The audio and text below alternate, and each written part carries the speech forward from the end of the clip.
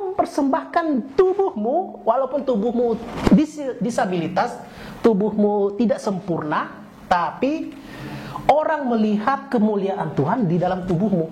Itulah ibadah yang sejati.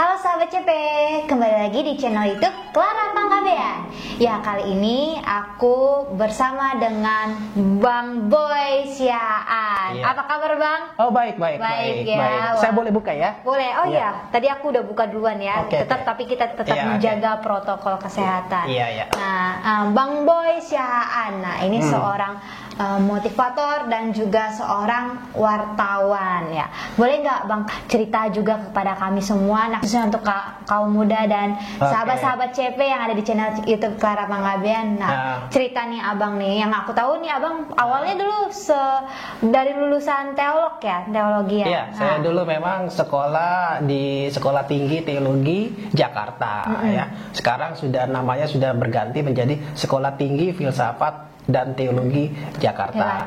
Nah, apa tuh yang menjadi dorongan Abang kuliah di bidang teolog gitu kan? Ya. Padahal kan yang aku tahu nih ya, Abang dulu jago dalam matematika. Tadi kita udah bicara juga ya, waktu SMA juga gitu ya. Ya, jadi sebenarnya kenapa saya ngambil sekolah teologi itu karena satu ya, yang paling saya kagumi dalam hidup ini, saya merasa bahwa Tuhan bekerja dalam hidup saya gitu ya. Jadi ya kalau sahabat CP ya tadi ya. Sahabat CP.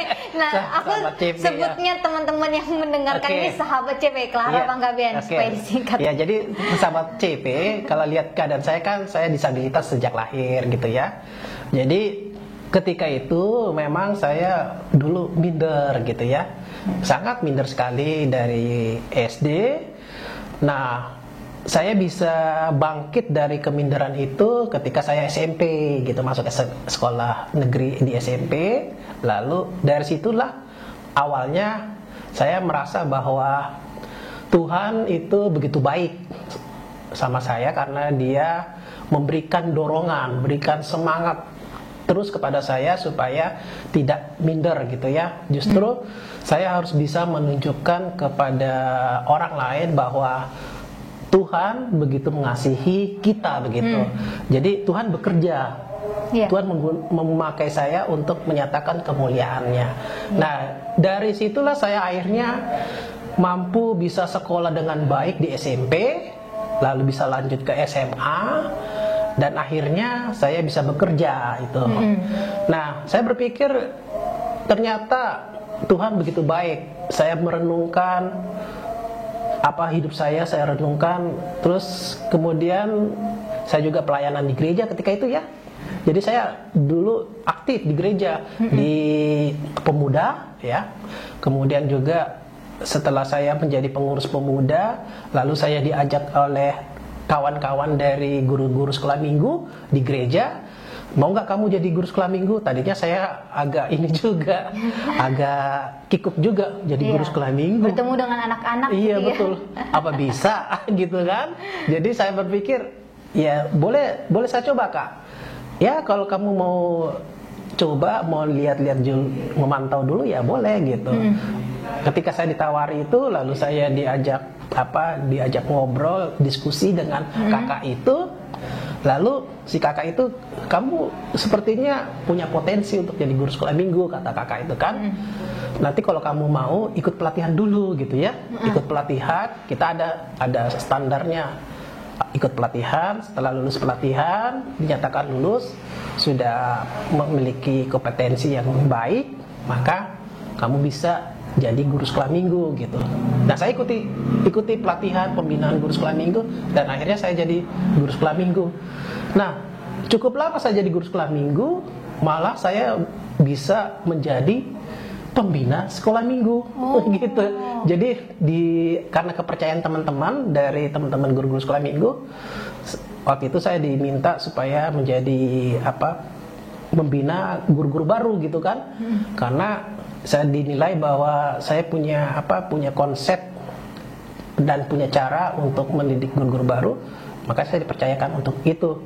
Dan dari situlah saya berpikir bahwa Tuhan gitu baik. Dan ketika saya waktu itu sudah kerja kerja di perusahaan swasta, lalu saya berpikir Tuhan itu baik banget gitu ya.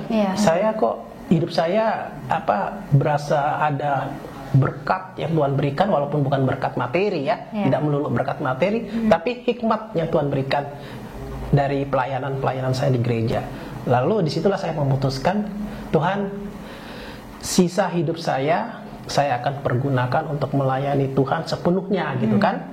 Makanya saya memutuskan saya mau belajar teologi. Tuhan, saya mau ambil sekolah teologi. Bimbing saya supaya saya bisa punya motivasi untuk bisa masuk sekolah teologi. Dan ketika itu saya mendaftar di sekolah teologi. Saya daftar, saya masuk, diterima lulus dan saya mulailah ikut sekolah teologi. Ternyata ketika saya masuk sekolah teologi itu, konsep berpikir iman Kristen kami ketika itu di sekolah teologi itu benar-benar dirombak gitu ya. Seperti ibarat kata itu, katakanlah ada gelas yang tadinya diisi air gitu ya, air itu harus dibuang lagi, diganti yang baru, dituang dengan. Nah, itulah proses yang terjadi di tempat kami sekolah teologi itu begitu. Saya merasakan bahwa sepertinya itu dibuang perlahan-lahan gitu. Itu kehidupan juga tentang konsep pemikiran secara Kristiani yang saya dapatkan dulu waktu masih kecil sampai remaja, pemuda, itu benar rombak habis. Punya pandangan konsep kekristenan yang berbeda sekali. Dari situlah saya melihat bahwa ternyata saya merasakan bahwa di tempat sekolah teologi ini saya ditempa gitu ya, ditempa untuk tidak hanya melulu belajar ilmu teologi, tapi secara spiritualitas juga kita ditempa. Yang tadinya mungkin kita menganggap bahwa ke gereja itu hanya sebuah rutinitas gitu kan, terus ikut beribadah itu hanya sekadar ya memenuhi rutinitas ataupun memenuhi keinginan orang tua atau sebagainya. Tapi konsep itu berubah sama sekali. Jadi benar-benar memang ketika kita datang beribadah kepada Tuhan itu hati kita yang butuh Tuhan gitu. Bukan karena disuruh atau bukan karena apa-apa begitu. Nah, itulah awalnya saya benar-benar dan saya menikmati sekolah teologi itu, sangat menikmati. Tapi Bang, aku mau tanya, pada saat Abang masuk itu, mungkin ada nggak sih tantangan misalkan dari kawan-kawan ketika melihat kita gitu kan, dengan keterbatasan kita, apa sikapnya Abang ketika Abang melihat itu? Nah, kalau di sekolah teologi waktu itu sih tidak ada pemikiran seperti atau itu. Enggak orang di sekitar lah gitu. Betul. Misalkan di sekeliling kita gitu. Tapi kalau waktu awal-awal saya masuk sekolah negeri, sekolah di SMP negeri, itu memang banyak orang yang melihat saya itu ya gimana ya, kayak makhluk alien dari mana gitu ya, masuk ke sekolah itu. Jadi kira-kira begitu, jadi makhluk asing. Ini kok ada makhluk asing masuk ke sekolah ini gitu loh. Ini siapa gitu kan. Jadi dulu waktu SMP tuh loh, waktu SMP masih kecil kan, masih remaja ya. Jadi masa SMP tuh jadi malu banget loh. Itu awal-awal saya masuk kelas itu, semua mata, saya duduk di belakang kan, semua mata ngelihat ke saya ke belakang. Merah itu muka. Gimana coba? Kita bukan artis, kita bukan selebritas, tapi kita jadi sorotan banyak mata gitu loh. Nah, bagaimana tuh Abang menyikapi hal itu tuh? Nah, itulah jadi saya minder banget ketika itu ya, minder banget. Saya berpikir, aduh udahlah gak mau lagi sekolah lagi di situ. Oh, sempat berpikir seperti Iya, itu ya? iya. Tapi orang tua saya bilang, loh kenapa? Iya, semua mata ngeliatin saya. Dari mulai masuk pintu gerbang sekolah, semua orang pada ngeliatin, gitu kan? Anak-anak pada ngeliatin, ini siapa ini? Kucuk-kucuk gitu masuk.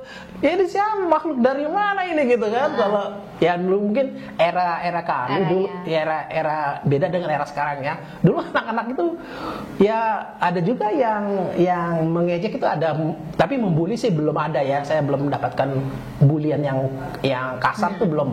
Tapi kalau ejekan itu udah ya itulah, jadi saya minder banget. Terus tapi orang tua saya memberi semangat. Ya udahlah, sabarlah kau ya, katanya, sabarlah. Tuhan pasti menolong kamu gitu. Orang tua saya cuma nasihatnya itu. Terus dari situlah saya bergumul lah itu dengan Tuhan. Saya berdoa, Tuhan gimana nih mau mengatasi ini.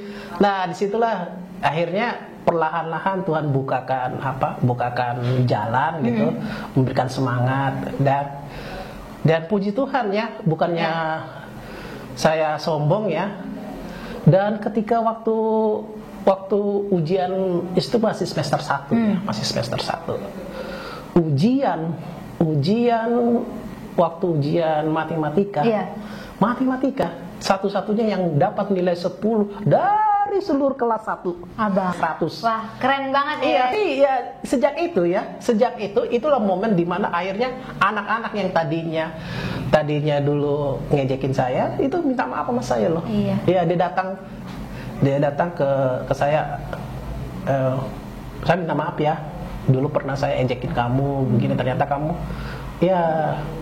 kamu pintar gitu kan, nilai kamu paling tinggi di sekolah ini. Berarti kan Tuhan itu kan memberikan yang terbaik untuk kita ya. Iya. Dari segi apapun itu ya. Nah, dari situlah saya akhirnya berpikir, ya Tuhan terima kasih, Tuhan sudah membukakan mata saya gitu ya. Ternyata ya saya harus menunjukkan prestasi saya gitu kan. Saya harus tunjukkan prestasi saya supaya orang melihat kemuliaan Tuhan gitu. Iya, betul. Nah, dari situlah akhirnya saya makin giat belajar gitu ya. Giat belajar, saya makin giat belajar, terus akhirnya sampai saya mulai dari kelas 1 SMP sampai kelas 3 SMP itu dulu masih ada ranking ya. Kalau dulu nggak tahu lah sekarang. Itu semuanya selalu saya ranking 1. Sampai saya pernah dulu SMP kelas 2 itu diadakan tes sumatif tingkat Jawa Barat loh. Karena saya dulu kan sekolahnya di Bekasi ya. Itu saya masuk 10 besar dari tes sumatif itu. Dan itu mengangkat nama sekolah saya di tingkat Jawa Barat. Kepala sekolah saya sampai panggil saya itu ke ruangan kepala sekolah. Dia bilang begini, Bapak senang sekali gitu punya murid di sekolah ini mengangkat nama sekolah kita gitu kan. Betul. Jadi ya kamu dapat beasiswa dari hasil tes sumatif tingkat Jawa Barat gitu kan. Kementerian dulu Departemen Kebudayaan, Pendidikan dan Kebudayaan, dinas Kanwil lah dulu, Kanwil DKI ya, Kanwil Jawa Barat. Jadi dapatlah saya beasiswa itu untuk 1 semester untuk full di SMP. Iya, di SMP. Kemudian juga di SMA. Ikut juga tes matematika. Nah, waktu saya SMA, nah lucunya begini waktu saya dulu kan sistem NEM, zaman saya sistem NEM. Waktu masuk SMA itu kan harus pakai NEM. Jadi ketika saya masuk SMA itu, saya masuk di SMA 48 waktu itu, SMA 48 Negeri Jakarta. Dan waktu saya masuk itu, saya nomor 1, nama saya paling atas. Jadi datanglah saya melihat hasilnya kan diumumkan itu, terus sama saya sendiri lihat, nama saya kok di paling atas nama saya paling atas gitu. Terus udah itu saya daftarkan ya, daftar administrasi dan lain sebagainya kan di sekolah itu kan di ruangan guru tuh. di ruangan guru. Terus kemudian waktu saya daftar itu ada kepala sekolah di situ mungkin memperhatikan gitu. Iya. Terus ditanya, "Dek,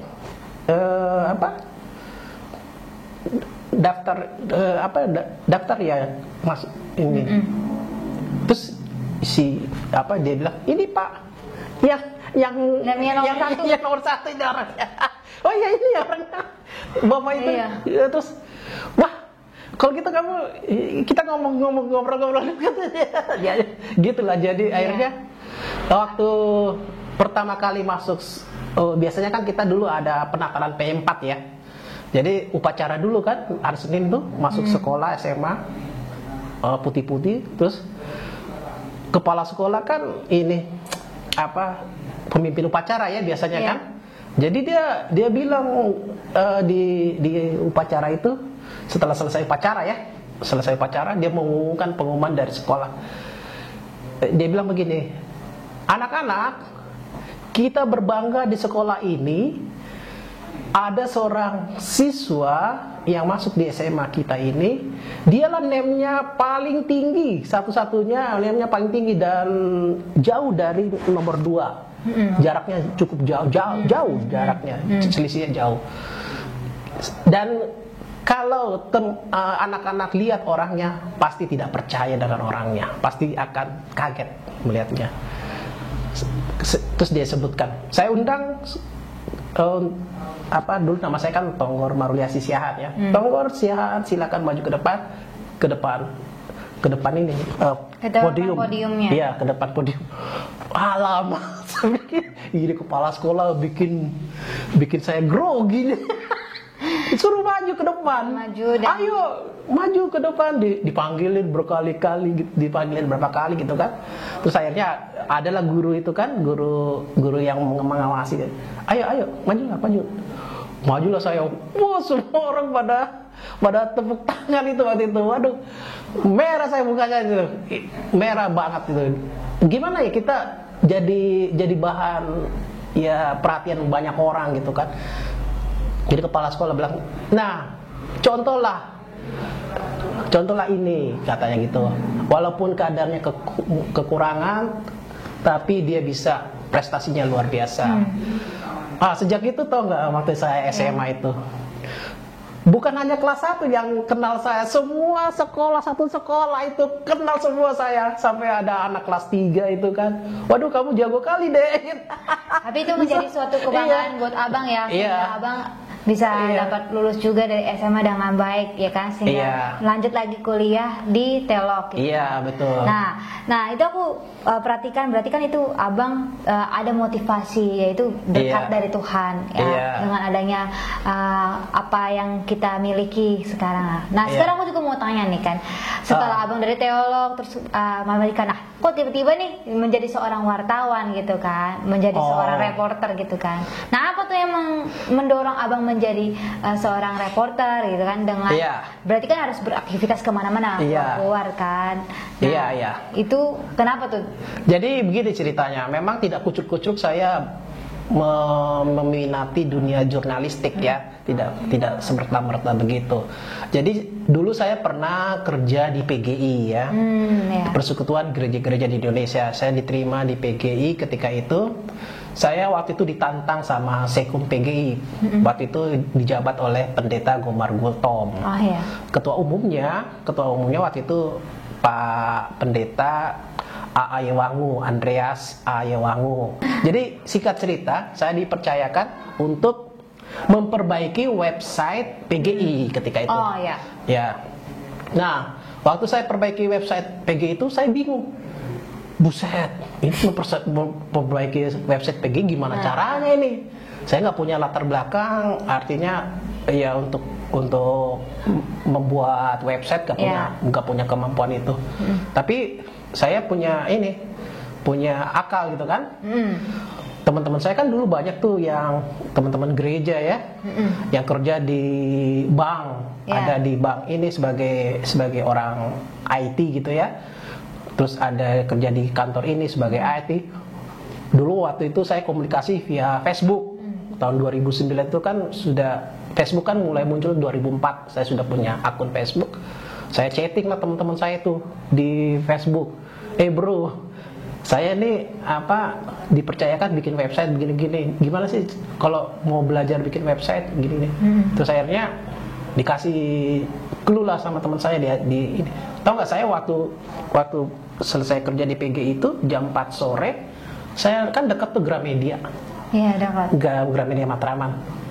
Kerjaan saya tahu nggak, habis pulang kerja itu makan dulu jam 4:30 makan, selesai makan naik ke Gramedia, naik ke lantai berapa itu, lantai 2. Lantai 2 ya. Iya, situ kan buku-buku komputer. Saya carilah buku untuk bikin website. Tahu nggak, sampai Gramedia tutup jam 9 saya baca buku di situ. Numpang baca gitu. Iya. Itu kerjaan saya setiap hari. Dari Senin sampai Jumat. Akhirnya menggeluti lah gitu. Menggeluti, akhirnya saya gelutin terus itu. Oh begini caranya. Terus kalau saya mentok, saya tanya teman saya, chatting, bro gini-gini ya, mentok nih saya ini gini-gini, bagaimana caranya? Oh terus dikasih clue gini-gini. Coba gini-gini. Akhirnya saya cari terus. Akhirnya dalam waktu tempo 3 bulan, saya bisa perbaiki website PGI. Tahu nggak Sekum PGI? Pendeta Gomar Gostar tuh kaget dia. Bisa juga kamu perbaiki. Berarti karena itu juga ada dorongan juga di dirinya abang ya, pengen untuk bisa bagaimana nih caranya supaya selesai gitu ya. Lalu kenapa kemudian saya tiba-tiba menyenangi jurnalistik itu? Karena waktu ini kan saya kan dulu ditempatkan di bagian Litkom ya, penelitian dan komunikasi. Kalau komunikasi itu kan ya terkait dengan jurnalistik lah ya. Jadi waktu bikin pemberitaan saya jadikan tugas saya itu setiap ada kegiatan PGI, saya bikin beritanya, gitu kan. Terus ada teman saya waktu itu, dia ngurusi, namanya Markus Saragi, dia ngurusi bagian berita Okumene, majalah berita Okumene. Jadi saya belajar sama dia. Markus, gimana ya cara bikin berita? Oh gini boy, pokoknya prinsipnya 5W 1H gitu kan. Iya. Saya belajar lah itu, saya pelajari. Dulu kan enak nih, karena internet kan sudah mudah ya tinggal searching aja di Google gitu kan, dapatlah di Google. Saya baca, saya pelajari, oh begini tuh bikin berita, kayaknya bisa nih. Nah, saya cobalah bikin berita, bikin.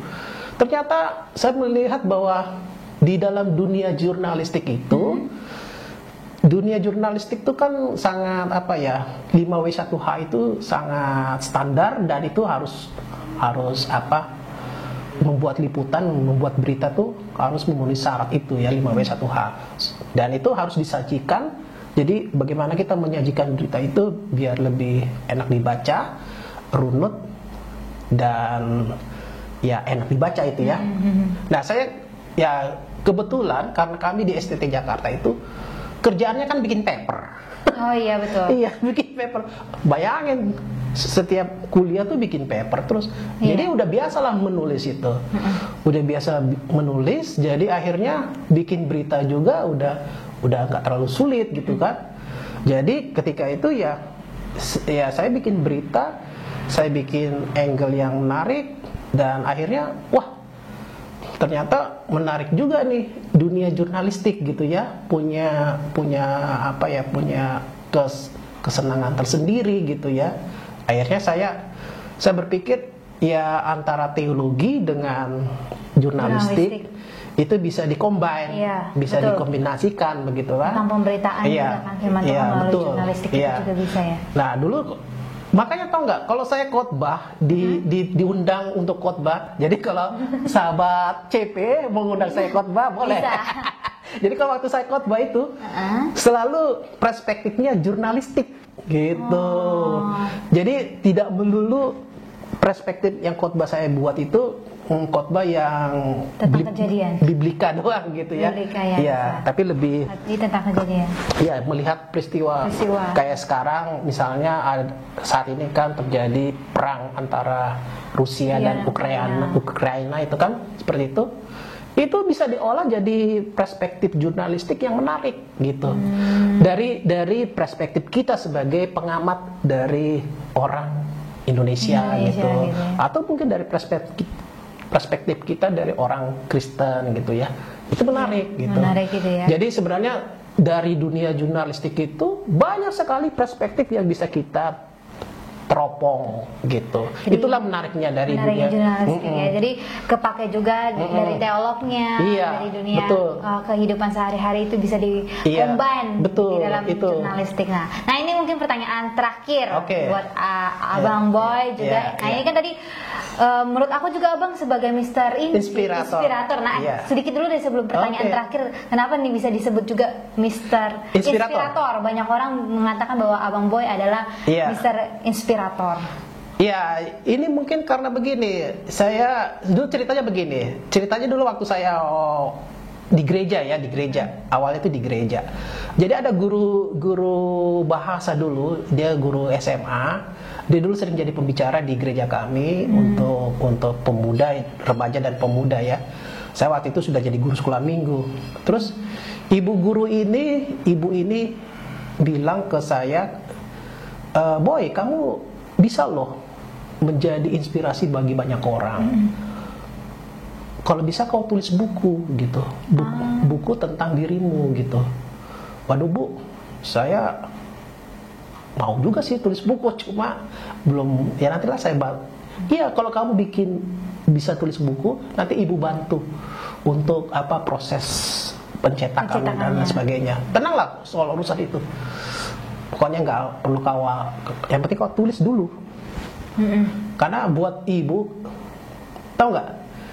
Walaupun ibu, kata dia, sering berkhotbah untuk anak remaja, anak pemuda gitu ya. Tapi ibu banyak belajar loh dari kamu. Dia bilang begitu. Masa sih Bu? Saya bilang gitu kan. Masa? Ibu ada-ada aja, saya bilang gitu kan. Iya. Saya kan biasa aja, justru ibu lebih berpengalaman dari saya. Kenapa tuh? Iya. Dia bilang gitu. Iya betul. Contohnya kata dia gitu. Ibu dulu nggak tahu apa artinya ibadah yang sejati. Ya. Dia bilang begitu. Tapi ketika melihat kamu, dia bilang gitu, seperti ibu dibukakan mata ibu, ternyata inilah ibadah yang sejati. Persembahkanlah tubuhmu sebagai persembahan yang hidup dan berkenan kepada Tuhan. Dia bilang begitu. Dan ibu melihat kamu mempersembahkan tubuhmu, walaupun tubuhmu disabilitas, tubuhmu tidak sempurna, tapi orang melihat kemuliaan Tuhan di dalam tubuhmu. Itulah ibadah yang sejati. Itu kata ibu. Saya langsung merinding, tahu kan? Aku juga jadi merinding. Ibu bener. Sehingga itulah yang disebut Abang menjadi seorang inspirator bagi banyak orang gitu. Ya, saya bisa menjadi inspirasi banyak orang gitu kan. Saya selalu berusaha, ya Tuhan, ini mungkin semacam berkat dan juga bisa menjadi, kalau ini tidak dipergunakan dengan sebaik-baik mungkin untuk kemuliaan Tuhan, bisa menjadi batu sandungan juga. Iya, betul. Ya, jadi saya harus berusaha sedapat mungkin ini tidak menjadi batu sandungan bagi orang lain. Dan saya selalu berusaha supaya ini bisa benar-benar menjadi berkat bagi banyak orang. Makanya akhirnya saya selalu mencantumkan nama saya Mister Inspirator Boy. Dan memang kenyataan inspirasi dan menginspirasi aku juga khususnya Bang. Oh iya? Iya. Puji Tuhan loh kalau gitu Clara. Baik Bang, nah ini kita udah di penghujung bincang-bincang kita pada sore hari ini. Nah, boleh dong kasih pesan buat teman-teman dan sahabat CP dimanapun yang berada, pesan Abang untuk anak kaum muda. Ya, jadi pertama yang harus teman-teman miliki ya, teman-teman CP ya. Pertama itu satu, kita ini sebenarnya manusia yang unik di mata Tuhan. Tuhan menciptakan orang itu unik, tidak ada yang beda. Bahkan orang yang kembar pun pasti ada perbedaannya, tidak ada yang persis sama, 100% sama itu tidak ada. Karena kita unik di mata Tuhan, maka kita spesial. Tuhan punya rencana yang indah di balik diri kita itu yang unik itu. Nah, pertanyaannya kan sebenarnya begini, apa sebenarnya rencana Tuhan bagi hidup kita? Ya, betul. Nah, supaya kita bisa menemukan apa rencana Tuhan di balik hidup kita itu, ya satu-satunya cara ya kita harus benar-benar bergaul atau intim dengan Tuhan setiap hari. Kalau kita tidak punya rasa bergaul intim dengan Tuhan setiap hari, ya bagaimana kita tahu rencana Tuhan untuk hidup kita? Ya, gitu. Itu yang pertama. Yang kedua, kita harus menerima diri kita dulu. Ketika kita sudah bisa menerima diri kita apa adanya yang Tuhan ciptakan, maka kita bisa mengeksplor diri kita, mengeksplorasi kemampuan kita. Kita tahu saya punya kelebihan A, B, C, dan seterusnya. Namun saya juga punya kekurangan. A, B, C, dan seterusnya. Nah, Tuhan akan menolong kita bagaimana kekurangan yang kita miliki itu bisa Tuhan dukung, bisa Tuhan bantu supaya kita bisa mengatasi kekurangan kita dengan pertolongan Tuhan. Jadi terimalah dirimu ya sebagaimana engkau diciptakan dengan kelebihan dan kekuranganmu. Jadikanlah itu yang sudah Tuhan berikan itu untuk kemuliaan nama Tuhan. Kalau tidak untuk kemuliaan nama Tuhan, ya mungkin Tuhan tidak akan berkenan kepada kita gitu. Jadi dua hal itu aja saya pikir. Dua hal itu kalau teman-teman CP bisa melakukannya dengan baik kepada Tuhan, itu nanti saya yakin teman-teman akan berguna bagi sesama. Teman-teman akan merasa bahwa hidupmu sungguh-sungguh berguna bagi Tuhan dan juga berguna bagi sesama. Itu. Bagi sesama ya. Wah, terima kasih banyak nih Bang Boy untuk kesempatannya. Kita udah bincang panjang lebar ya, kiranya lewat dari video ini sangat memberkati banyak-banyak teman sahabat CP dimanapun mereka berada. Terima kasih banyak Bang Boy untuk kesempatannya. Aku dapat mewawancari Abang. Sukses selalu Abang. Tuhan memberkati Abang selalu.